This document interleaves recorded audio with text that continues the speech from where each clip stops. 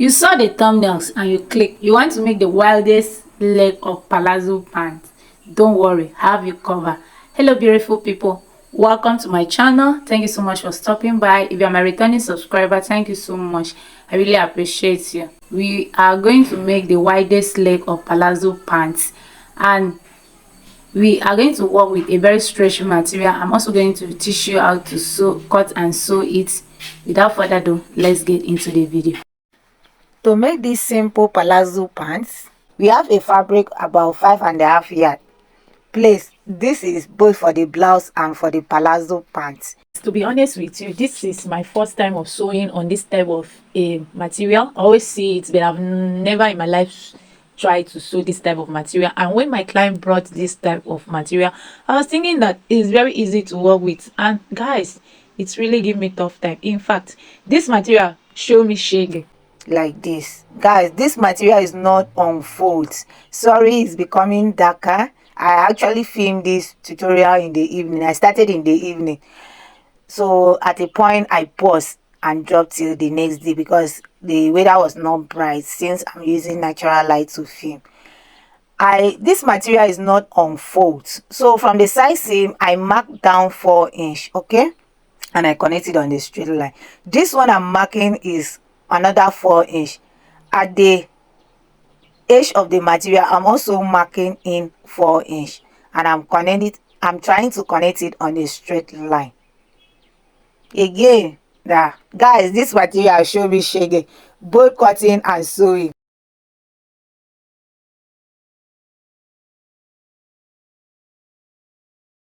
I'm dividing our waist circumference by 3, and I mark that point. Some of you may be wondering, why is she dividing our waist circumference by 3 instead of 4? Please, in this pattern of making of pants, you need to divide your waist circumference into 3. So when I divide our waist circumference, I mark that point down. All right.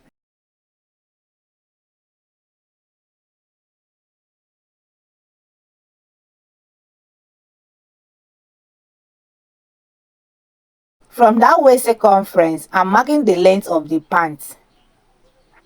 Okay, marking the length of the pants.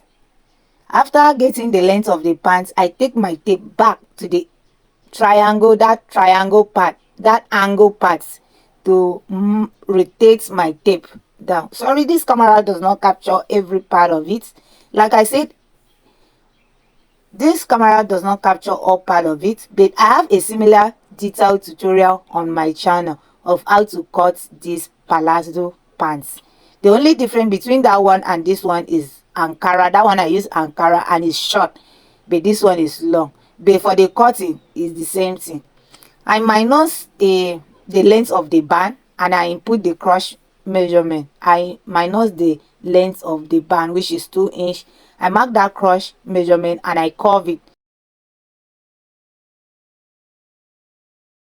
I'm also adding ½ inch at the waist for seam allowance. Again, this material is not on fold. That's why you see me, I can touch it, I can move it anyhow I want because it's not on fold.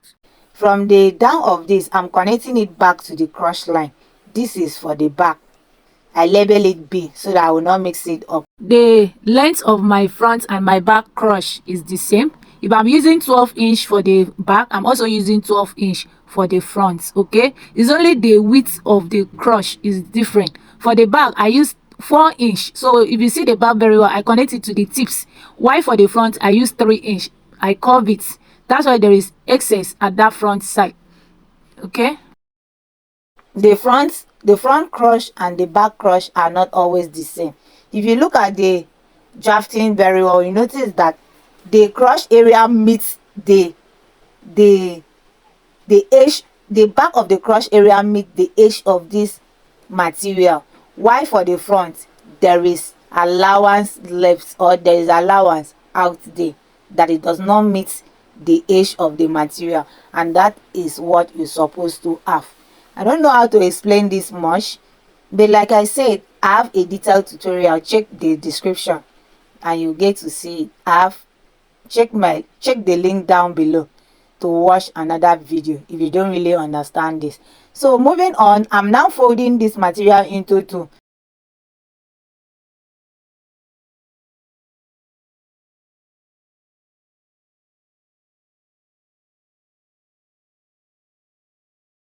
I fold. This is the front,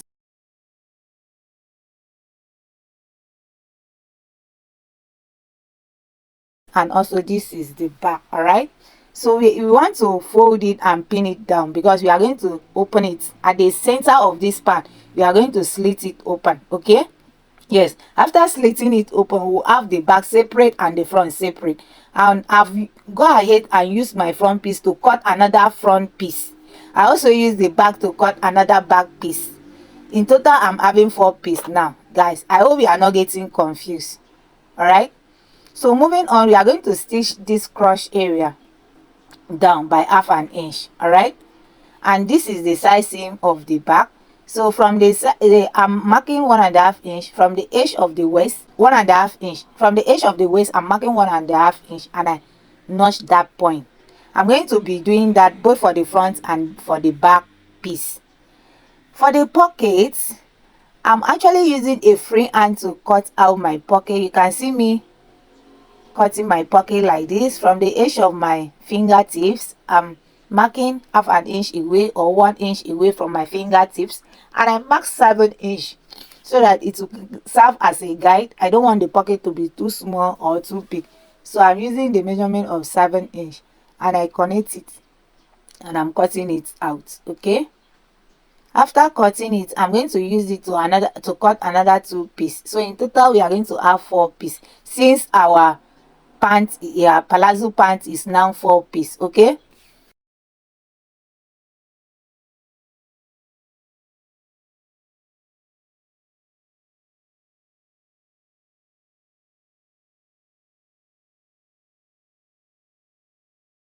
so we'll be joining it together.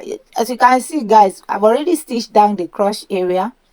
Don't worry, I'm going to show you how to stitch it, but I don't want this video to be too long. Yeah, I'm now placing the pocket on this notch area, this place that we notch. So my pocket is going to start from that notch place down. That is the reason why I notch it. So I'm going to repeat that on 4 pieces. After that, I will top stitch on the pocket. I will top stitch on the pocket, not on the palazzo.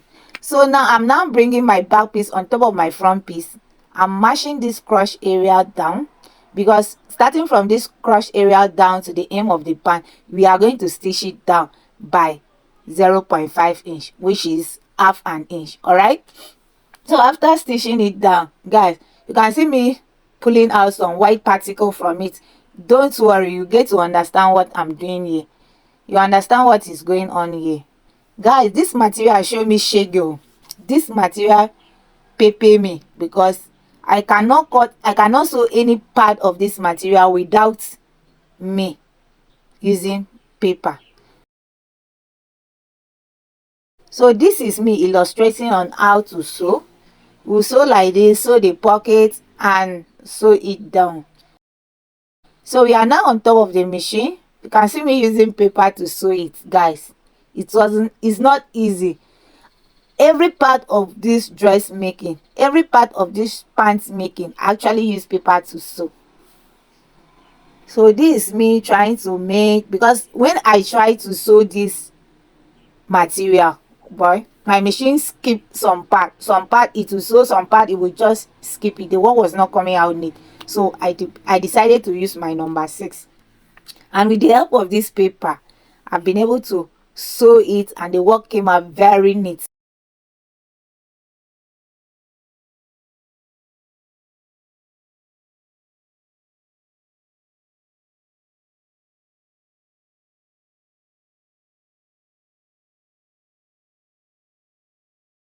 After sewing, you are only to use your finger, drag only the paper. Don't worry, it will not cut your seam. Drag the paper out, and please, guys, if you are using the same material, please try to use a very light paper. Use a very light paper, because the material too is very light. Don't use heavy paper that after stitching you actually pull it out. So I'm using a very light paper to stitch it down, and after stitching, this is what we have. We are flipping it now to the right side. All right,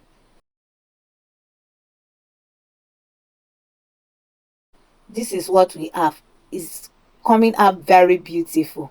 In fact, we don't need to iron this material because already it's self-finished material. It's very nice.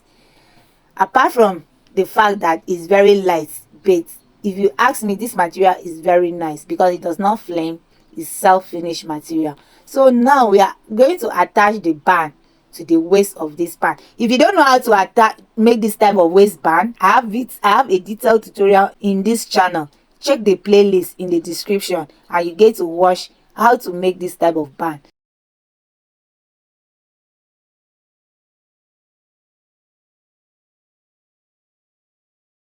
So after attaching this band to the pants, this is what we have. It's looking very beautiful. I'm going to put it on my mannequin for you to see the final outcome. It's looking very beautiful. Please, if there is any part in this video that you don't understand or you want me to explain further, please do not fail to drop a message for me, because I'm going to reply you. Guys, this is how it looks. It's looking very beautiful. How many of you want to see how I make this blouse? If you want to learn how I make this beautiful blouse, let me know in the comment section. I'll see you all in my next video. Bye.